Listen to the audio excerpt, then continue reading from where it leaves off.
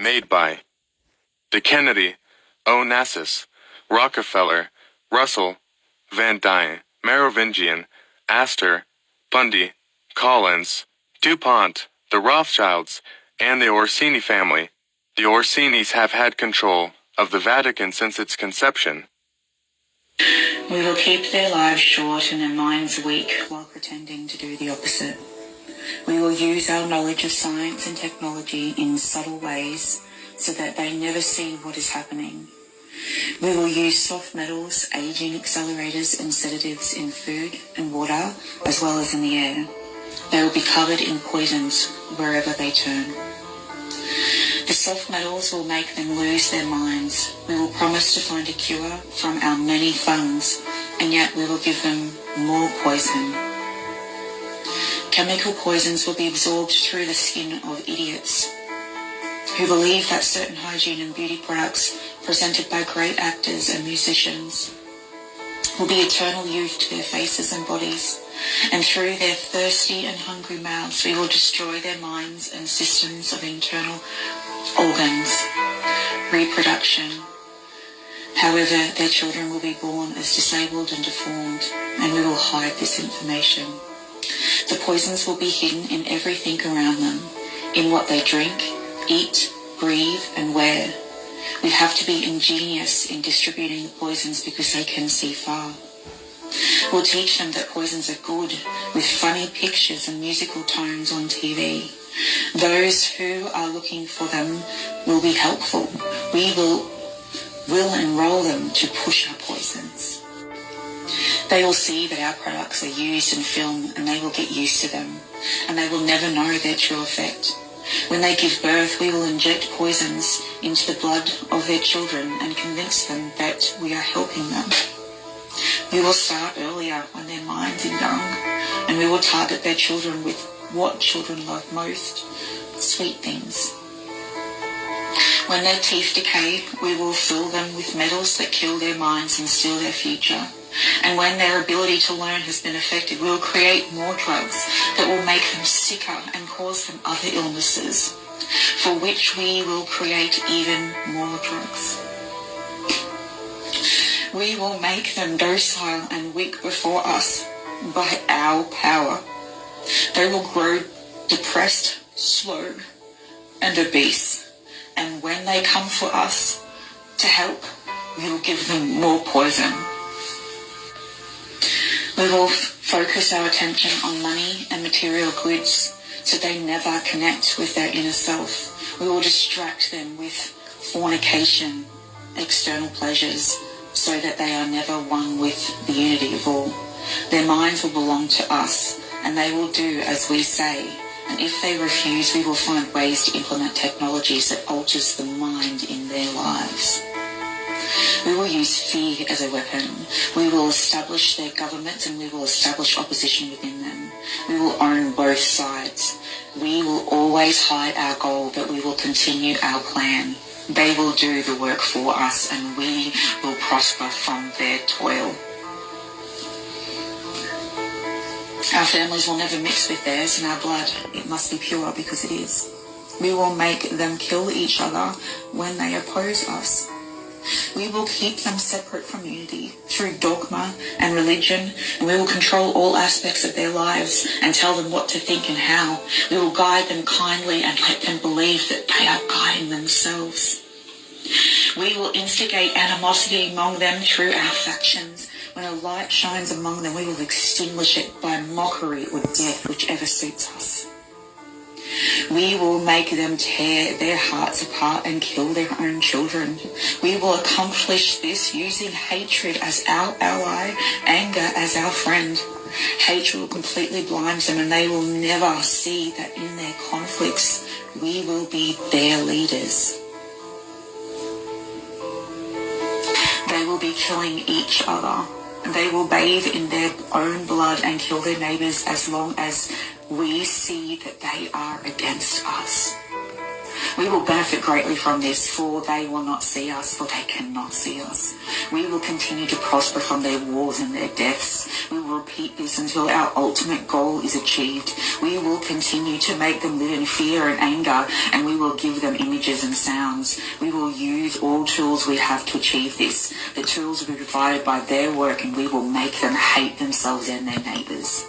We will always hide the divine truth from them, that we are all one. That he must never know.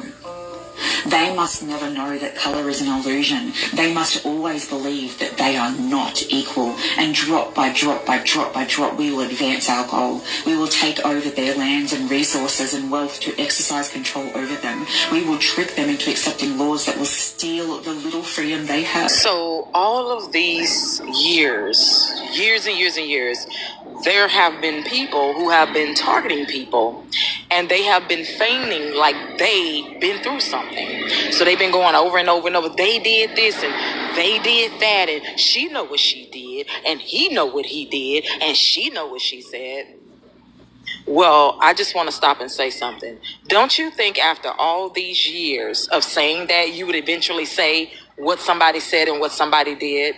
Have you ever asked yourself a question of why come they've never done that? Because they know that they will get exposed. That's why. And then number two, let me tell you something. Everything that you see up on the internet is the true character of people all over this world. Liars, deceivers, manipulators, everything you can think of, cut, edit, and paste. Everything you can think of, even through videos. People taking videos and manipulating them, cutting and pasting them, making them mean things that they don't mean.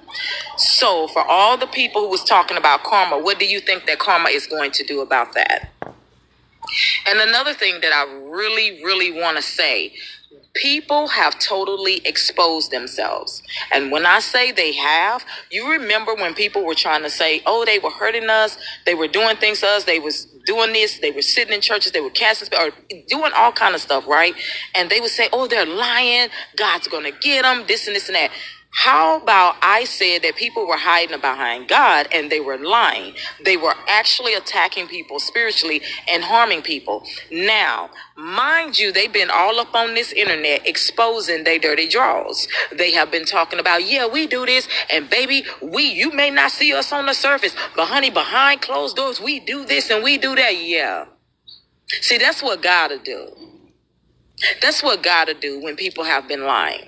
When people have been telling people lies about you, spreading things, making you look like the bad person, playing the game of we the good people, they the bad people, this and this and that, and they were all in it together. See, that's what God will do. See, people be waiting on justice, but justice has already been served and is still being served. First, what comes before justice? What comes before judgment?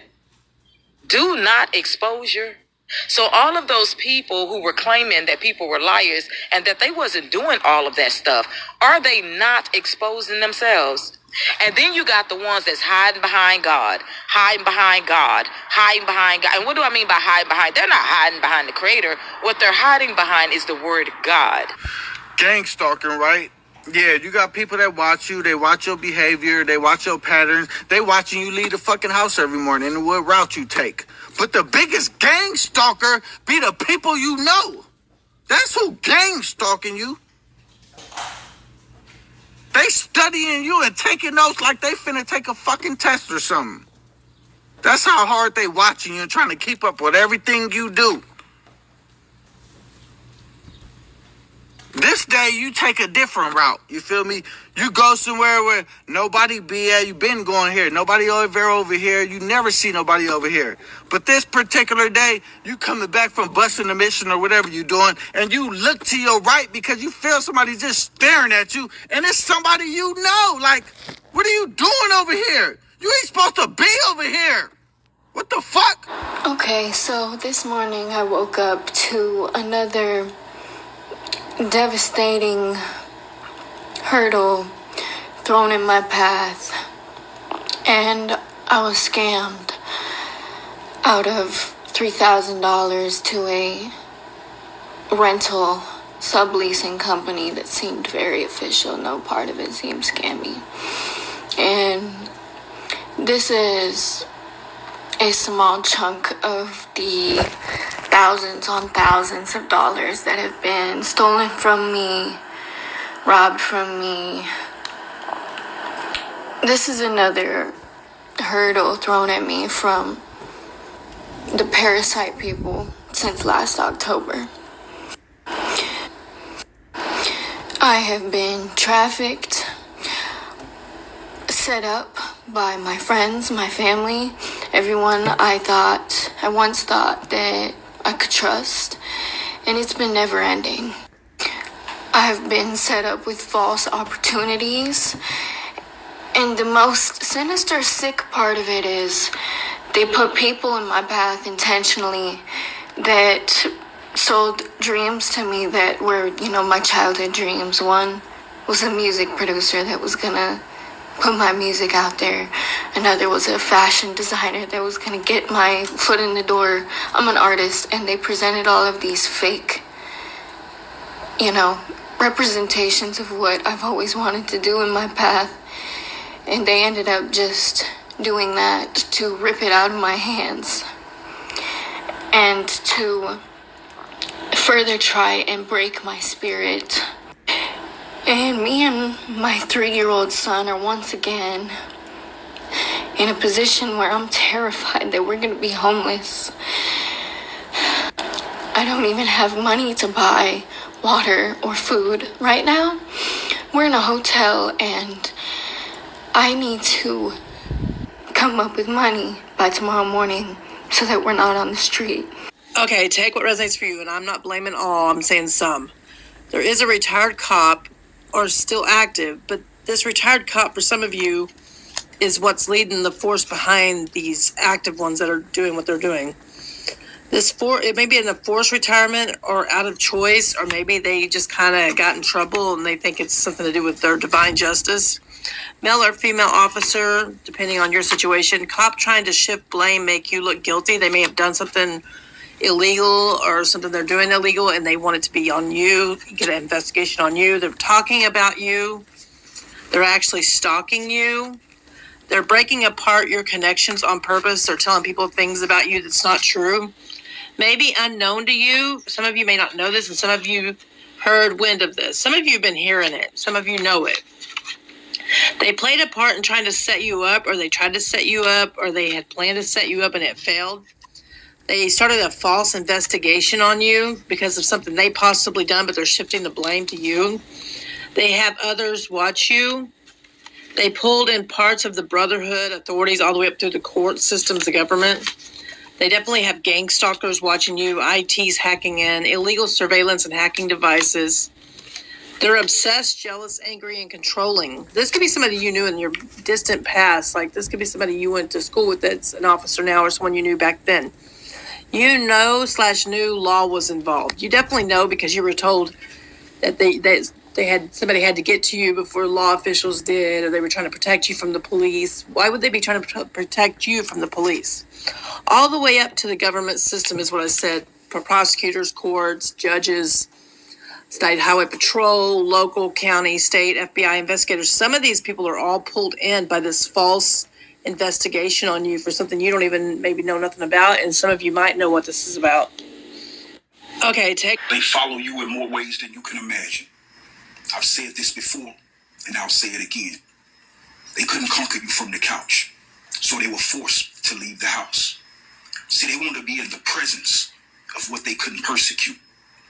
They want to be able to hear what they couldn't cause harm. They want to feel what they couldn't falter.